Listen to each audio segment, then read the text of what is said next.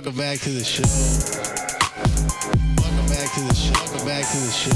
I'm Billy, the host. Welcome back to the show. Welcome back to the show.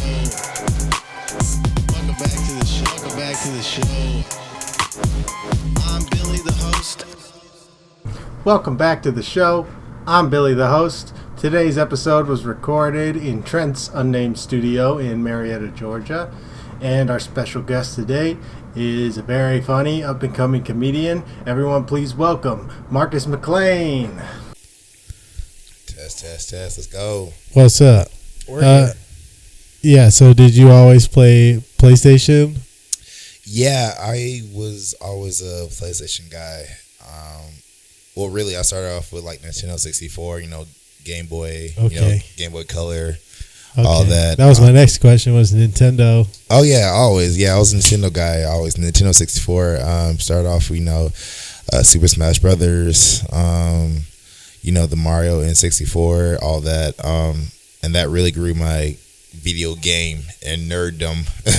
Like, that was really essentially like where all that started for me, was playing video games as a kid, and video games to this day has always been super important to me. So yeah, but I did that, and then I eventually went to PlayStation 2, which I to this day will argue is possibly the greatest video game console of all time. Is PlayStation 2. You think so? I think so. What games?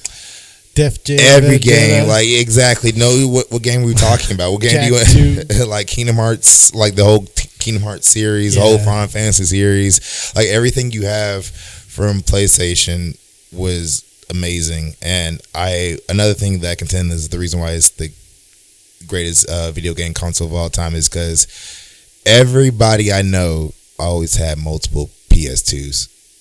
Very few people had one PS2. I only had one, and I still have it. See, yeah, you're one of the few people. Everyone I know had like, no, I had like 2 or 3 PS2s, dog. Like, my brother and I both put our money together to get that PS2. Man, you guys are the most frugal and saving white guys I've ever met, because I have never heard a single person only have one PS2. Well, I think I liked the PS2, but it also was kind of, I had other interests as well, like the GameCube. Was a great console. Okay, yeah, GameCube was definitely underrated. Especially for its time, dog. GameCube has some very huge classic. The Star Fox games, again, Super Smash Brothers, Melee was on that bit, like the Pokemon Coliseum, XD, like, GameCube has some bangers on there. See, the problem I have with Nintendo now is that the Switch, in my opinion, is like not quite a handheld and not quite a home console. Yeah. Like, it's just somewhere in the middle between both of those things. And I think they should have just focused on doing a handheld or made both. Like, okay, gotcha. See, I only have a few like experiences with the Switch. I don't own one. I haven't had the chance to own one myself, but I really do like the fact that they at least tried for both, and they at least somewhat succeeded with both. Yeah, for certain games it's great, but I feel like you really can't enjoy a single player RPG like you can on a PC or a PlayStation 5 or even PlayStation 4, as opposed to a handheld. Because it's just kind of like, it's like party games, and some of it's good, right? Like Legend of Zelda, and like Animal Crossing. But I feel like, I don't know, like the GameCube had some more like serious RPG games on it. Yes. So, see, for me, like, I didn't really get into the huge RPG. See, like, my video game journey started with, like, again, N64, Game Boy Color and all that.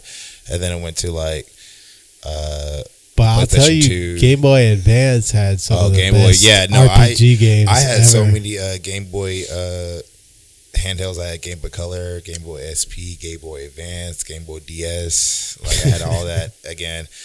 But then I also switched to PlayStation. I went to PlayStation 2, and then I got the PSP, and then I really went to Xbox 360, and that's when my gaming really blew up because I went to Xbox 360 and then I went on live. The 360. What was your game on 360? Oof.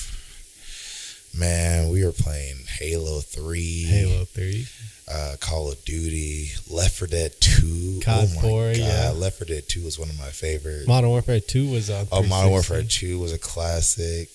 Gears of War I used to play. Yes, Gears of War. Oh, God. Mass Effect. They have a Gears of War like anniversary edition on PC. It's pretty That's nice. when I fell in love with Fallout. Yeah, dude. The original Gears with all the old maps. Oh, yeah, do that. Gridlock. But yeah, no, that's when I fell in love with Fallout. The whole Fallout series. Okay, yeah. I fell in love with that.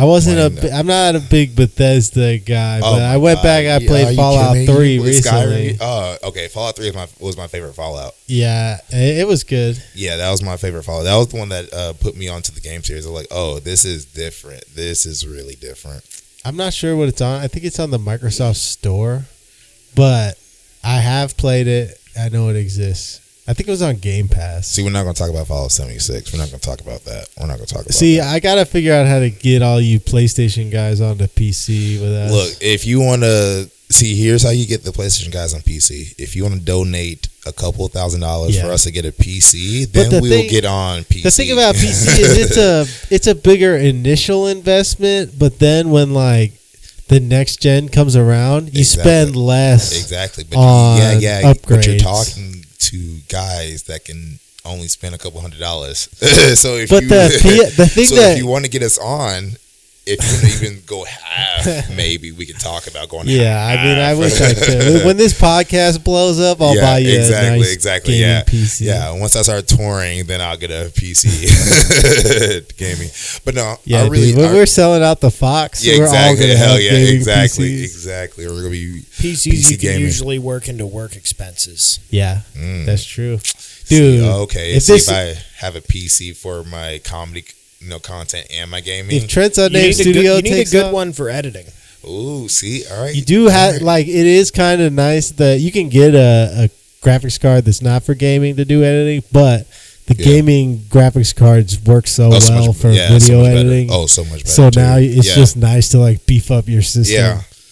Yeah, man. Like I literally always want to do something video game related as a career. Like that's always another thing I always I want to do is make like a comedy RPG. I downloaded some like RPG like template thing. like a Game Boy Advance style. Speaking of PS2, now RPG 3. I think they had. I think it's off PlayStation, but I downloaded it on Steam and I've been playing around with it. Okay. I want to make it like funny. Hell yeah, I like that. But yeah, it's a lot of logistics too, so we'll see. That hurt my soul. Well, not like comedy, not like industry, but I want to make one that's funny. Yeah, bro, grinding the mics. I don't want to do like open mic or the video game. You sure? Trust me, you can have a lot of voice actors that will come. I just mean I want to make a game that's like really funny, like wildly. Trust me, if you need some voices, I'm pretty sure you can find some in the comics. You can just go to that'd be the best part too. Like just getting some comics to do the voices on there. Oh yeah, that'd be great. We can sell that game for $3.99 on Steam. Yes, we could. That's the beauty of Steam too. Is like you can turn a profit like that real quick if you do it right. PC gaming is like there's so many platforms that'll just give out games and discount games down to like 90% off. I swore off buying. That is one thing I do envy about the PC users is Train Simulator 70% off. Not Train Sim 4. How can you say no to that?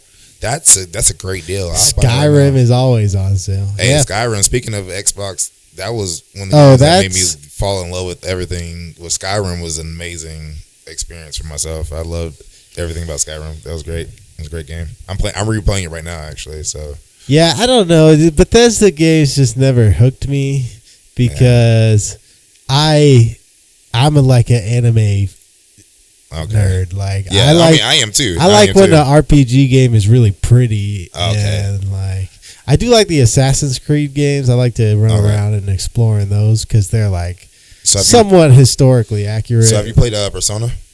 No, I haven't played Persona because I wasn't a PlayStation guy, and they didn't come to PC until recently. You should play Persona. Play Persona. Especially if you're an anime person, like that is a anime JRPG that made me like actually at the very end of the game like cry and stand up and clap. I was like, okay, this game deserves everything. Okay, Persona, my Persona friends 5, play Persona. They really like it. I played and beat Persona 5 like 2 times. Persona 4 I started. I haven't really dove in depth with it, but Persona is definitely a very great. I'm a big fan of the Fire Emblem games. Okay, yeah. So if you're you'll be a fan of Persona 5. All right. Yeah, you should check out Persona. I love Fire Emblem. I love the Final Fantasy games. I mostly played the Game Boy Advance versions of them. Gotcha. But the Game Boy Advance ones are a really good way to play 1 and 2. But I played all the PlayStation 2 ones, like 7. And See, I was always a Kingdom Hearts fan. Yeah, Kingdom Hearts. Kingdom Hearts was my favorite game to this day. Kingdom Hearts 2 is my favorite video game of all time. It got really confusing the way they were naming the games after a while. That's when I fell off. I played 1 and 2, and then it was like 3.5 remix or something like that. Much, and it for me like it was very personal because I was playing that game a lot right when I noticed my grandfather was dying. And I was spending some time at his house right before he passed, and I was playing that game super lot, and that was my escape from dealing with that. Yeah. So that game means a lot to me. I play literally all of them. I play all of them. I remember right before Kingdom Hearts 3 came out, I played and beat all of the Kingdom Hearts games again, and then I even went to Disney, because I was living in Orlando at the time, and Disney Springs had a pop-up event for Kingdom Hearts 3, and it was the first time anyone in America could actually demo Kingdom Hearts 3, and I made sure to be there. Nice. And I was one of the very first people in America. You said Disney Springs had a pop-up here? No, in Orlando. Orlando? Okay, in Orlando, Florida. And they had, I was one of the first people to ever play Kingdom Hearts 3 before, demo it and everything like That's that. Sick. At Disney World too. Yeah, pretty much. And it's still on the Kingdom Hearts page on Instagram. If you go there, you can actually click on Disney, man, Disney nice. Springs. You can see me in the background, the very the back. Yeah, but it was amazing. Yeah, you can definitely see it. Yeah, just type in Kingdom Hearts Instagram. It's on Kingdom Hearts Instagram. It's on their story that Kingdom they saved. Hearts was sick. But yeah, no, Kingdom Hearts 2 was one of my favorite games. When did that come out? When must have been 2003. Yeah. I was in elementary school. I think 2003 was when Kingdom Hearts came out in Japan.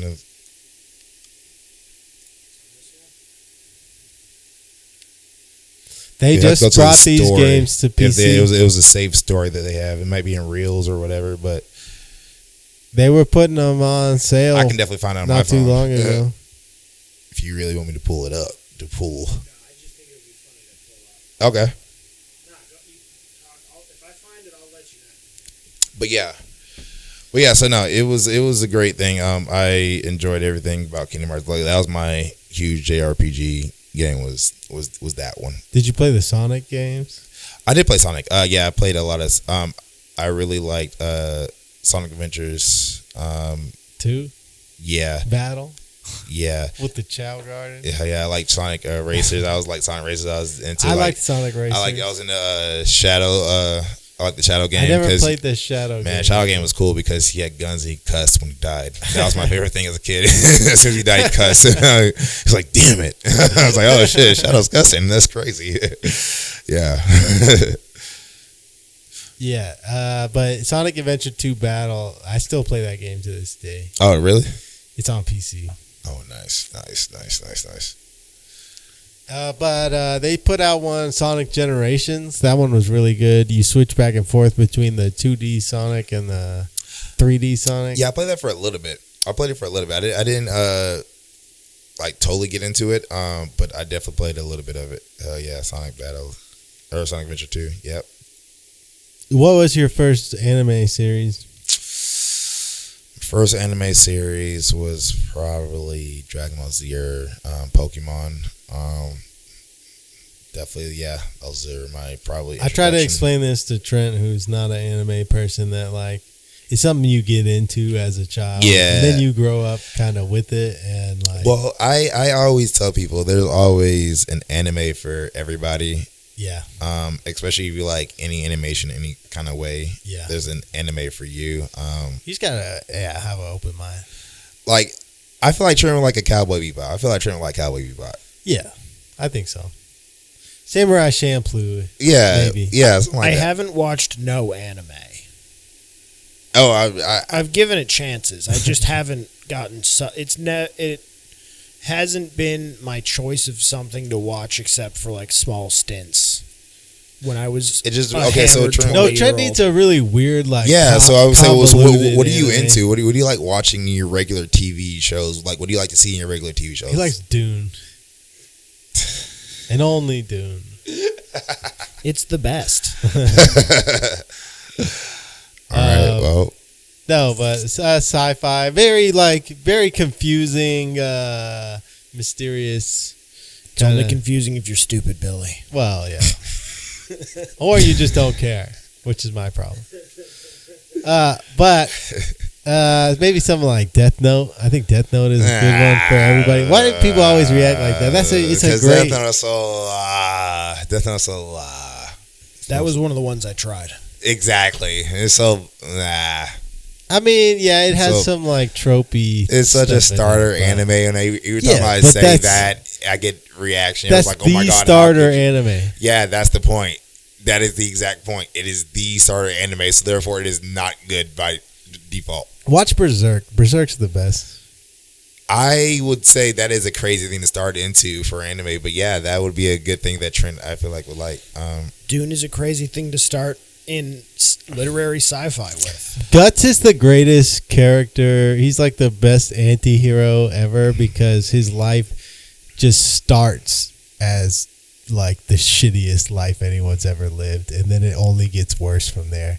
He's born from his mother hanging from a tree in like a pool of blood on the ground, and then some mercenaries just are like, hey, this baby's still alive, like I guess he's coming with us. I think you should try either that or like, again, I think you would like a Cowboy Bebop. I think Trent would like Cowboy Bebop. Cowboy Bebop is a good anime because each episode is kind of standalone. You don't need to like have seen the last episode. Yeah, and I also to know think, what's going on. I think he would also appreciate kind of the vibe that Cowboy Bebop, the old school, like kind of noir vibe, because Yeah. Cowboy Bebop is definitely a noir type of TV show, and it's definitely like one of those. It's not going to just give you all the pieces. You have to connect the pieces yourself, and it's not going to hold your hand through everything. Yes, the music is amazing. The character is amazing. Again, you have to even piece how the characters came together and then all that, and it's really an amazing told. It's only 26 episodes. It's very quick in and out. It's chef's kiss. It's really great. I think you would like also JoJo. JoJo. I think you would like JoJo just for. I don't know, man. Even just the classic like Dragon Ball Z is one. But of see, once you talk about like those, That boat sailed when you're an adult. You can't start watching it. Dragon Ball Z no, rules, you can't. dude. I would not have. I completely agree with Trent. I would not have watched Dragon Ball Z. The only reason I like and care for Dragon Ball Z is because I grew up with it. Like if I watch it now, I'm like, this is not. It doesn't hold my attention because it's just like, all right, we're just gonna sit here and fight for like charge for 2 episodes, 3 episodes like that was. And I've even rewatched That's the it as old an school adult. Dragon Ball Z. No, I've even watched that. You can watch Dragon Ball Z Kai now, and they pretty much just get through. Or you can read the manga in full color. But I don't want to online. watch Dragon Ball Z Kai. I want to watch the original Dragon Ball Z because that's the shit I grew up on. But Yeah. again, because I grew with up the on Bruce Falconer score. Yeah, because I over it. grew Yeah, up yeah. on Dragon Ball Z. I thought it was so cool. My friend had a like when the Blu-ray came out, he had one of those, and he Yeah. had like the original Japanese. Yeah. And I had never seen that before. I was like, "Whoa, this is crazy!" Like even the music is different and everything. Oh yeah. No, they did it good. But I think speaking of music again, that's why I think Trent would like JoJo because the creator of JoJo, a lot of the powers that he uses It's very references. homoerotic. It is definitely homoerotic. However, a lot of the powers that he uses references Western music. So like most of this, what they call stands in the show, yes, most of the stands they use in the show are referenced from Western music. So I don't know what JoJo's is. yeah. Hey, maybe it is weird. That's not selling me. Yeah. listen. Do not listen. It's very homoerotic. It's just all like, I'm saying is this just fan service? That doesn't look cool to me. They have characters called like based off of AC/DC, Bottoms. like AC/DC, Led Zeppelin, Freddie Mercury, Elton John. Yeah, Bohemian. They have powers called Bohemian Rhapsody. Goddamn, Earth, Wind, and Fire. Like Doggy Style. Like he literally references so much music of that you would know. Like everything every sort of fucking song that you can think of, he references, or band that you think of, he references in the show. Because Marcus, I played Oysterhead when you came in here. And then they pull out their ripped abs. hey, he would. Hey, he might have Oysterhead as a stand one day, and you be like, oh shit, damn, I didn't even, that's crazy, that's wild, dog. But regardless, if it's not your speed, again, Cowboy Bebop. I think Cowboy Bebop is also your speed as well. Yeah, Cowboy Bebop's a good one. I completely turn Trent off. It's sci-fi, so yeah, I think that's the one. Yeah, for sure. Have you seen Space Dandy? Space Dandy's great. Space Dandy, I love Space Dandy. Yes, it's like a joke series, kind of spoofing on the outlaw cowboy space. Yeah, it's definitely very spoofy. It's from the same person that created Cowboy Bebop, actually. So therefore, my favorite episode of this one. You should watch this one, dude. This is the best. What's your favorite episode? The one where they're making fun of him because he can't surf. He has a surfboard, but he can't surf. And then at the end of the episode, he surfs on a planet that's exploding. Yeah. One of my favorite episodes is a very depressing episode. Is the episode where they go to like the fish planet, and the fish dude has like a chick and that he was in love with, and like apparently like the whole entire episode, like he was trying to prevent his entire planet from, I guess, getting burnt up or something like that. But he was in love with this chick, and at the end of the episode, the entire planet gets burned up anyways, and he's chasing after this chick. It's very depressing. If I remember right. But yeah, Space Dandy is very great. It's, again, from the same person that created Cowboy Bebop. So it's from the same person? Yes. Oh, I didn't know that. Okay, yeah.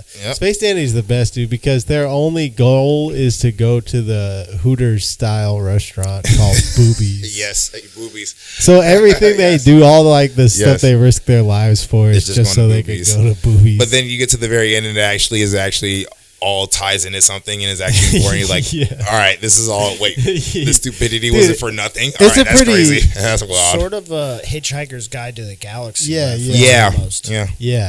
Definitely. It's kind of trippy too, though. It's definitely definitely trippy. Because at some point, his ex-girlfriend is like the entire universe or something like that. Yes. I hate it when that happens. Yeah. I like the one where they everybody's turning into zombies, and like the resolution of that episode was just at the end everybody's a zombie, and then they realize being a zombie is not that bad, and they just go to Boobies anyway. Yeah, just go to Boobies. God, anime, love it. See, this one sounds fun. Yes. Yeah, again, watch Space Dandy. That one's only like 10 episodes. No, same 26 because from the same person because all his it's 26. 26. Oh, man, I watched felt it. Like nothing. I know it. No, they're all the best. Every episode is a riot. What about Cyberpunk Edge Runners? Did you watch that one? No, because I didn't play Cyberpunk, so I didn't care for. You don't need to play the game at all. Yeah, I just didn't care for the hype around Cyberpunk because of it. The anime, though, just on its own, it's only just set in the cyberpunk world, but even if it wasn't, like, are you looking for a good fighting anime? Do you want a good one, just like straight up punching? Yu Yu Hakusho is always that's the top tier. Like, all right, we're just gonna fight. Like tournament anime. We're just gonna fight. And it's. I think you should at least watch the tournament arc. I don't know. Simply Yu Yu Hakusho is just kind of.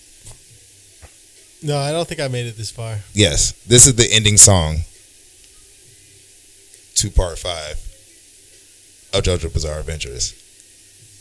This is Jodeci, Freaking You. Came out in 1996, 1995 or something like that. This literally plays at the end of the songs. This is not. You thought that this was going to redeem the show? How dare yes. This is going to redeem the show because this is amazing. Hold on. Yes, exactly. This is amazing. Yes, I'm not redeeming the homoeroticness of the show. I'm not. That's not what I'm redeeming. Yeah, I'm redeeming the amazingness because you gotta listen. Than R&B and muscular men because scrolling across the screen. Out of all, Billy can this probably guy's name is Dogwood. First of all, that's not his name. Dogwood Rick. That's not his name. What does that mean? You don't know. Yeah, that's how. Yeah. That's in the credits.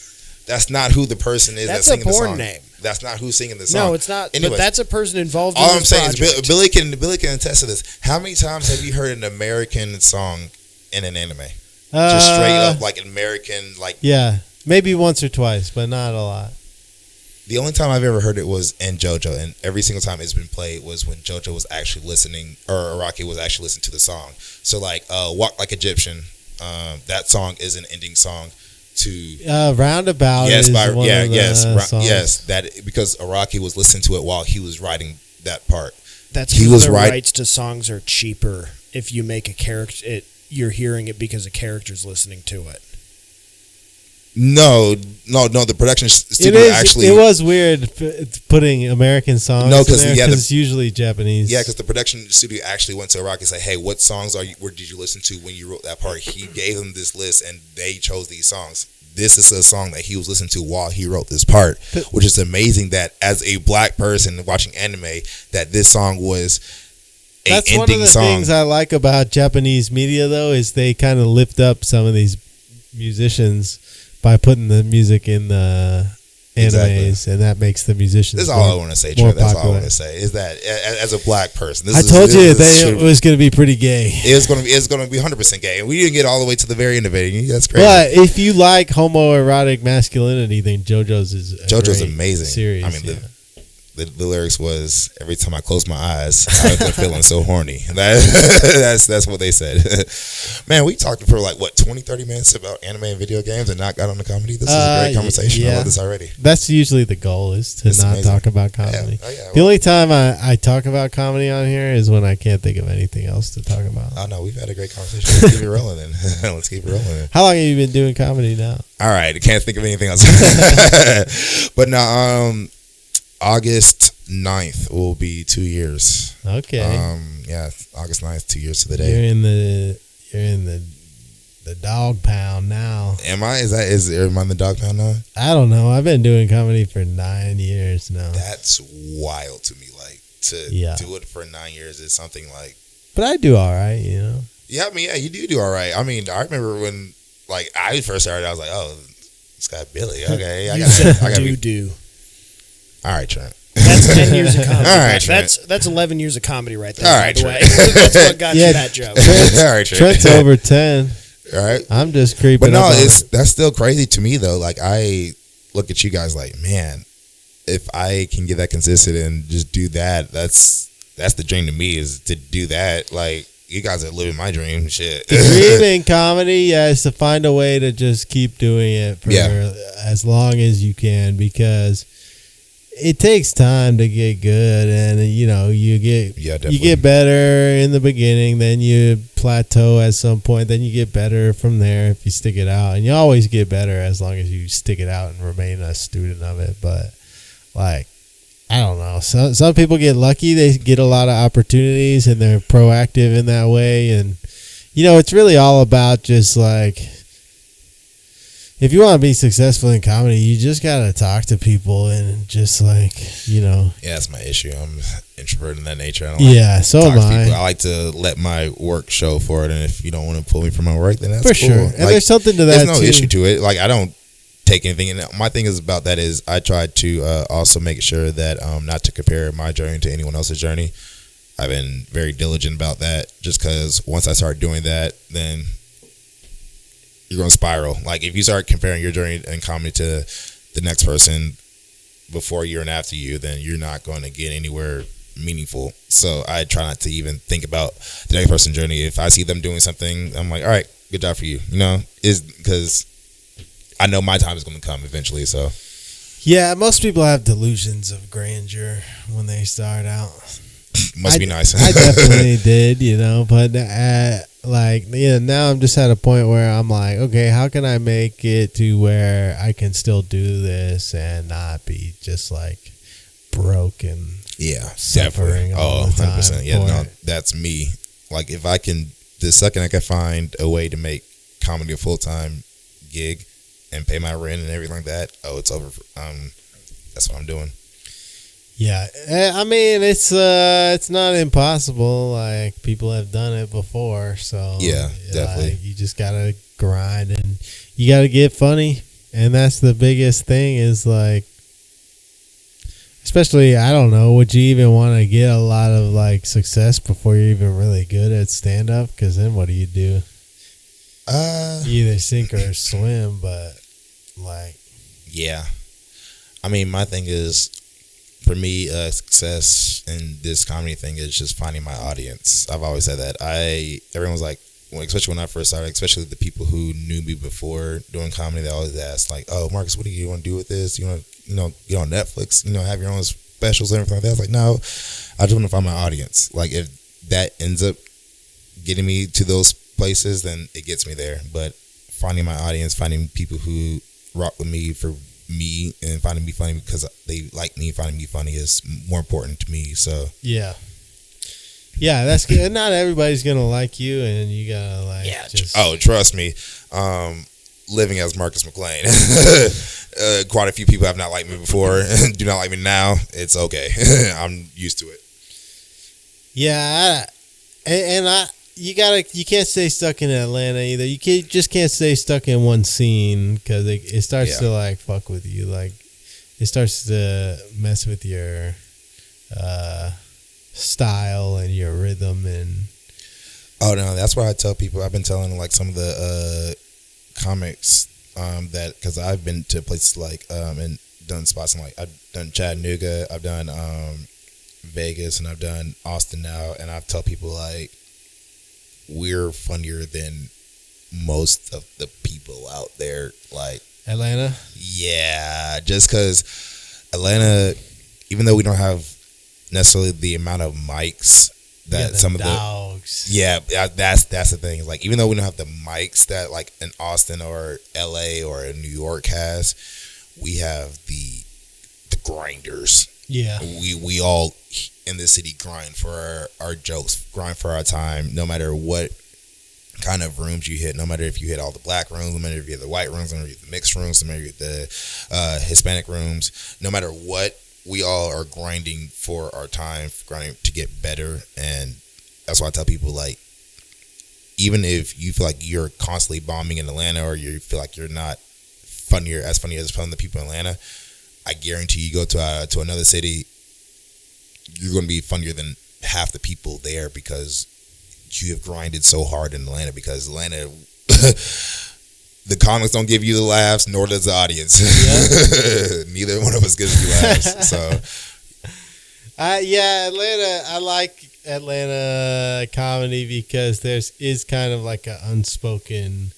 like rule of, I don't have to pay attention to your set, and you don't have to pay attention to my set. And I found that out very quickly. You want to? You find that out very quickly. Trust me. And I always tell people, like, if I go into an open mic and I see like there's say 15 comics there for the open mic, and I see that there are 20 people in the audience. Oh, those are 5 people that I'm playing to. Yeah. Those 15 comics do not mean, those are 14 other comics do not mean anything to me. That's a good way to learn, though, because at these, I don't want to name any other cities, but a lot of times in other cities you go to an open mic, it's all comics, and they're all like just supporting each other, which is great. Which is good. That helps. No, it definitely helps. But at the same time, it's like, you're not being honest with that. Yeah, guy. You need that. Yeah, exactly. You need some chisel. You need some like, no, we're going to sit here and just stare at you like. And you got to let him trim the fat on that. Yeah, exactly. But no, that's why I tell comics, especially like up and coming comics, do not no comic is an audience member. Yeah. Do not rely on a comic for a laugh. If you can get a comic to laugh, you did good, better than expected. And there's plenty of people whose sets, if I'm there, I'll go in and watch and I'll laugh because I genuinely like their jokes. And same, and we all know those people who have like those good laughs. Like I've been told I have a good laugh. Like Eddie Coleman, Tyler, Brian Allegria. Like we all like fucking Khalil. Like we all have know those people who have those laughs that just kind of cut through the crowd. But Connor Bentley. Haven't seen Connor in a while. But yeah, so those, yeah. But I always tell people now we're a lot funnier than each other comics give each other credit for. I think like road dogging it is the best way to get good because you're getting more stage time. Yeah. Consistently, and you're hitting like new crowds every night. And that's another thing I tell people, like if you get tired of doing your jokes in Atlanta, you're the same jokes you know you're good, go tell them in like Chattanooga, if Nashville. You're single and you don't have like some crazy responsibility to like, if you're single, you don't have a child and you could just get in a van and go, I say that's how you do it. Like, that's how you get ahead. Just literally just go to a random city and like just show up any city. Say, hey, I've never been to this city before. I'm gonna just show up, find the open mics, and go from there. Yep. Also, a room full of comics that have never seen or heard any of your jokes is a room full of audience members. Yeah, true, those are the audience. Yeah, those are the audience members. Those are the comic audience members that you want. Because then that comic's gonna remember you, especially if you guys talk and hang out. They might have a show tomorrow. Yeah, exactly. No, I mean that's what happened. When I literally went to Austin, Texas, and I literally hit up 2 open mics and got other comics from follow me back, and somebody hit me up because he came out to Atlanta. It's like, hey, do you have any shows? But we'll do it because he remembered me from that one open mic. And I tell people like, yeah, definitely go to a different show to do your jokes if you're getting tired of doing Atlanta, because I guarantee it's going to feel fresh because no one there knows you. To them, it's your first time doing comedy to them. So like they don't. So like you're gonna go up there and have jokes that you know are gonna kill. You're gonna get a fresh like viewpoint of your jokes. You definitely got to have a home base to like write and record and do all of the home shit. But I think touring is like so many comics just don't do it, and it is hard. It's kind of daunting to just be like, I'm gonna buy a van or I'm gonna rent a van and then I'm just gonna go just for the hopes, just to pray like, hey, can I get up sometime now? Yeah, definitely. But you'll definitely get up, because I've done it plenty of times. I just showed up, random city on the way somewhere, just stop in, do an open mic. You do well because, like Trent said, they're all basically audience members. They've never heard your material. And then you just get booked on a show the next day or 2 days from then, and you just hang around. Like, I not going to lie, like, I did Vegas, and because I was out just Vegas, just chilling with some friends, and I did Vegas. I did a midnight spot, and then I ended up doing Wise Guys, which I always tell people like that's their like Laughing Skull basically. But it's like huge, and so like I ended up doing both those mics, the open mic, the midnight mic. It was all right. I had a decent set, but it was one of those just comics kind of mics. They were smoking cigarettes in there. You can buy, like, it was one of those like, they was like, I ain't gonna call the place out, but they was like, we were on what's it called, Bar Rescue twice. Like that was one of that was the big tickets of fame. They were on Bar Rescue twice. Like, damn, that's crazy, that's wild. But that's how bad it is to come back. Exactly. But I did a spot there, and then I also went to Wise Guys, and I did a spot there, and Wise Guys, they give you like 3 minutes, and it was, I think, like 30, 35 comics there. And I was like I was in like the halfway spot. I could tell like the first half of the comics, like they were good. Like they're like some ups and downs. Some people bombed, some people doing really good. But they were pretty good. I went up halfway, killed, crushed, and it was like the biggest crowd I had played to this point. It was like 120, 130 people in there. A lot of the LA scene comics moved to Vegas. But that's what I was going to say. After the pandemic. What I was going to say is like, after that, it tanked. Like, as far as the quality of comedy tanked after I went up. But I was thinking even the open mics, it was kind of weird because even the quality was kind of, it was there. They had some good comics, but I feel like a lot of comics there don't get the shine because they have a lot of traveling people coming in there. So therefore, the local comics don't really, I feel like, get the chance to shine. I feel like that could be an advantage, though, like traveling people, because really that's kind of what New York is like. They get people from all over in the comedy clubs. I guess. It's like, oh, let's go to a comedy show. We're in New York. I guess, but I feel like New York has that. Well, that's unique because half of them live there. Yeah, and I feel like the reputation of New York comedy has always been strident strong because it's New York comedy. For sure. But Vegas is very show oriented. Like, you go there to see some star doing a week or a month residency or whatever. But yeah, that's the thing, you're seeing a star. Like, as far as the local comics trying to come up, I feel like it'd be a lot harder for a local comic to come up in Vegas as opposed to maybe somebody just needs to build the scene up there, really. Yeah, possibly. Yeah, I mean, it's definitely something there. A stop for comedy. Yeah, it's definitely something there that the local comics should take, pride in. I mean, I personally don't know. I was there for a little bit, but that's something I noticed. Like, man, the local comedy, I feel like y'all should be stronger. Like, I personally can't say I ain't trying to shit on Vegas comedy before I get canceled and get people. No, there's a couple cities I've been to where I did feel like the comics were a little weaker than other scenes, for sure. Yeah. There's some great scenes out there. New York is a great scene. Chicago's a great scene. L.A. Haven't done any of them. It can be good, I guess. I don't know. It's not really. I can't think of any really great L.A. comics. Oh, really? It's like maybe Dice Clay. See, I'm trying to think of. See, I'm so bad about like knowing like comics that started at spots and places I know or like where they're from. So. Yeah, I don't know. I wasn't like an insane comedy fan when I started doing comedy. And see, neither was I, and kind of to this point, neither am I still this day. Like, I have my favorites, and like I have like some like smaller known people that aren't like huge mainstream people. Things definitely popped off though in the past. I would say like 5-10 years. Yeah, I mean that's kind of what started me, because I know when I even before I first started, like back in the pandemic, right when the pandemic first started popping off,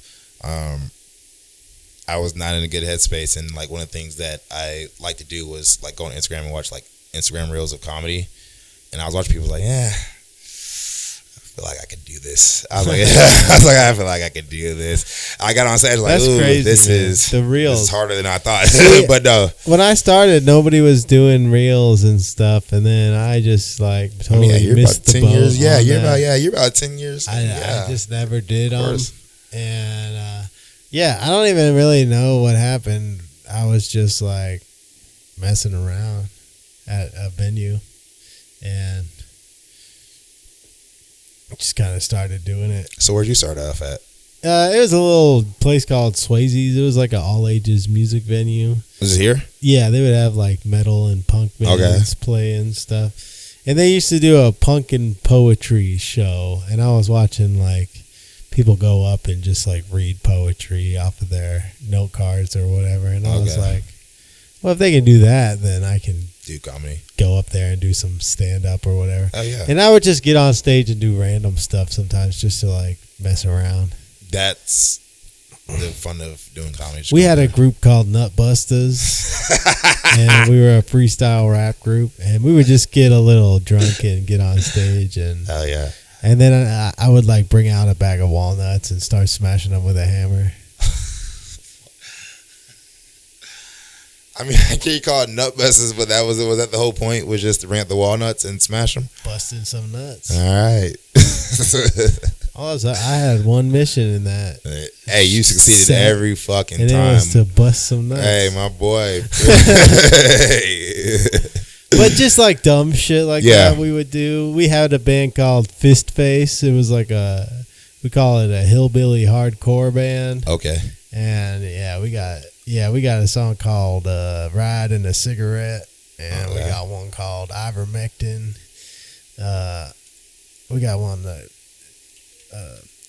hell yeah, pull this shit up. $1 or $2 cash. Alcoholic. So just like dumb. You are definitely the white guy my mom always warned about. Yeah. I was just wilding out for a long time. Really. Yeah, she told me to stay away from you. No, I was a good kid. One monthly listener. Who Baby. the hell is really? Yeah, hell yeah. That's Whoever this monthly listener is, I'm pretty shout sure out it's to me. you. It's my pull it up That's my friend Dingus. about once a month. Once a month, just do this for this exact reason. 'cause This you don't is the even only time you pull follow it up. This is the only time you pull it up. Hell yeah. Whoever this one monthly listener is, shout out to you for still listening for Fizz Face. Y'all shout out to Fizz Face. Y'all go give him some Are you following listeners. this show? Because I don't have very many. I will now. I need more. I will now. I got like 80 something. It's not bad. Come on, man. I It's great. revamped it from my old podcast. Okay. So it's not yeah, bad I'll for a follow now. revamp. So you'll have 81. And that's 80 something on Spotify, and then I have another 80 something on YouTube. I'm sure a lot of them are the same All right. people. All right. Well, I'll go tell my folks. Hey, my folks that follow me, y'all follow Billy's podcast, man. I'm going to post it. We're going to go follow it. We're going to get 82, 83, 84, 85, 86. We're going to do that. All right? Cool. Hell yeah. I'm using that as a promotional item. Do that. Do that. I got you, bro. I got you.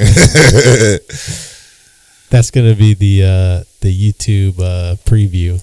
Hell yeah. I like that. I like that. I'm joking, but I also don't have a YouTube preview, so I it might personally don't care. becoming it. All right, cool. You see me here first, yeah. Yeah, you are wearing the Yu Yu Hakusho Show I am t-shirt. wearing the Yu Yu Hakusho You like t-shirt. Hunter x Hunter? I do love Hunter x Hunter. I just started reading it because I never got into it. I gave it a couple tries, but it's very in the beginning, it's very tuning exams. Yeah. But once you get past it, Yeah. then it's all over from there. I'm reading the manga now, all so over there. I'm on it now. What part are you at in the manga? Let's see, probably still the beginning. He just got his hunter's license. Okay, so you're not at York. And now they're planning on going to what's his name's house? The Kyoyo's house. Yeah. Okay. Yeah. Sorry. Hunter x Hunter has arguably top 5 greatest anime arcs of all time.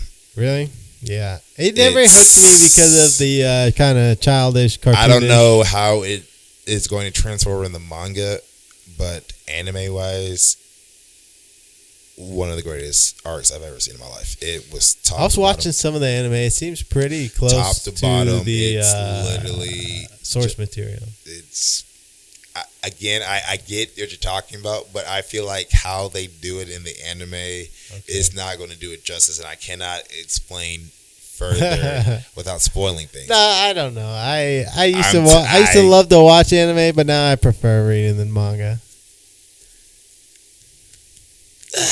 There's things that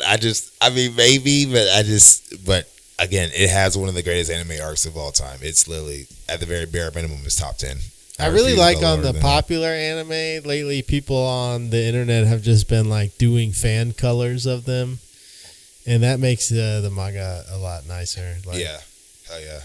People just color in the panels. Because that's what we need. Just color. That's all we need. That's all we need. Yeah, somebody needs to just do it, man. Why can't they just get somebody to do it over there at Shonen Jump or whatever it is? I'm saying I actually was reading a little bit of the Gundam mangas, and yeah, I don't know if I read those, but I watched Gundam Origins. Oh, yeah, I watched some of the older Gundam, Gundam Seed. It's just very Gundam Seed is very slow. Yeah, Gundam, you gotta pick and choose your series. But I really liked the newer one they came out with, Iron Blooded Orphans. I haven't got to that one yet. It's like a standalone. Yeah. And it's not too long, and it was really good. Yeah, everyone says that's a good one. Because I got into Gundams really when I back in the pandemic when I started building Gunpla. So I got really heavy into building Gunpla. So now I have a whole fucking shelf full of Gunpla. Yeah, I love the models and stuff, but I just move a lot, and I just can't keep shit like that. Yeah. Nice. It's gonna. Trust me, it's been a struggle, but it's just so for me, it's definitely so peaceful just playing or just in like building and doing all that. So I think we got like 10 minutes left. Damn, that was fun. Yeah. I got into Zoids at a young age. Oh, Zoids is dope. Hell I yeah. was super into the Zoids, the like animal and dinosaur ones. Yes, I definitely was into Zoids as a kid too. Go back and watch Zoids. I watched Zoids, definitely Transformers, all that. Zoids had a video game on the GameCube too, and it was awesome. Oh, did it? Yeah, you would like battle with the Zoids and Okay. stuff. Yeah, it was sick. Nice. Again, going back to GameCube again. Had GameCube underrated, was the had best, underrated dude. classic. GameCube was an underrated classic. Smash Bros. Melee. Yes. Star Fox Assault. Yeah. Was it Mario Party 4? Was that GameCube? I think so. You had Mario Kart Double Dash. No, Mario Kart Double Dash was GameCube. Mario Sunshine. Mario Sunshine that was a good one too. Yeah. Was Then you have Metroid Prime. Yeah, Prime was on there. Sonic Adventure 2. Yeah, Sonic Riders. Sonic Riders was definitely on there. Shadow was on there. Billy Hatcher and the Giant Egg. Great game. Didn't play that, but I believe you. Nintendo. Awesome game. It's kind of like, I think it might be made by the same people that made Spyro, maybe. Billy Hatcher. And the Giant I remember this Egg. game. Oh, yeah, I remember this game. Great GameCube game. Monkey Ball. Monkey Ball was definitely a Super huge Monkey GameCube. Ball. Actually, look up like top GameCube games. Let's do this. It was 'cause the best. GameCube has some bangers. I keep telling people GameCube was underrated. The purple GameCube. Wind Waker. Resident Sunshine, Evil 4. Zelda Twilight. Paper Mario. Paper Mario was 100% one. Yeah, Luigi's Mansion. Pikmin. Oh, Fire man. Emblem, Path of Radiant. Yeah, Yeah, Path of Radiance was a great game if you like Fire Emblem. Luigi games. Mansion. Yes, Luigi's Mansion. Hell yeah, that was one. Animal Crossing. Super Mario Strikers. Oh my gosh, that brings me back as well. Hell yeah. Mario Tennis. Was that it? I think Mario Tennis was No, awesome. that was 64. Was 64. Kirby's Air Ride. That was a good one. Donkey Kong Jungle Beat. I played that as well. Donkey Kong 64 was the Was that best. Tales though. of Fantasia? Harvest Moon. That was a good one. Oh yeah, Mario. Like you said, Mario Party 4 was on there. Oh yeah, man. So many good games, dude. Man. Shout out to GameCube, dog. Shout out to GameCube, bro. Tales of Symphonia. WarioWare, dude. Like I said, I played Star Fox. I'm just, I don't know. I'm just kind of disappointed. Pikmin was on in it. there. Pikmin was on there. Shout out to Pikmin. Yeah. I wish there was a Nintendo handheld. Have you seen that like Chinese Game Boy that is like on TikTok for sale for like $50? Oh, I have seen that. Yeah, I've seen that. See, that is like the perfect console. For Exactly. me Yeah, right there. it is Just very has, good. Like thousands of games, and Definitely- it fits in the pocket. That's Only American companies were not so. Yeah, I mean, take us well, American companies, Nintendo. But, yeah, I said take us an American company, but they got the iron grip on. yeah, Japanese. that Yeah, IP, Nintendo ain't gonna get rid of none of their stuff like that. Nah, That's the that- Golden Emperor. Yeah, that IP. go cost some coin, big dog. All right, well, let's get out of here, I guess. Thanks for coming through, man. You Of got course. anything coming up that you want to promote? Oh yes, I got a show Thursday at the Atlanta Theater. Doing some time for my boy Christian. And then other than that, just come see me throughout Atlanta. Follow me at Marcus Lay Comedian on Instagram. That's where I be at. And yeah, kick it. Yeah, just do y'all. Marcus McClain. Peace. Peace. Appreciate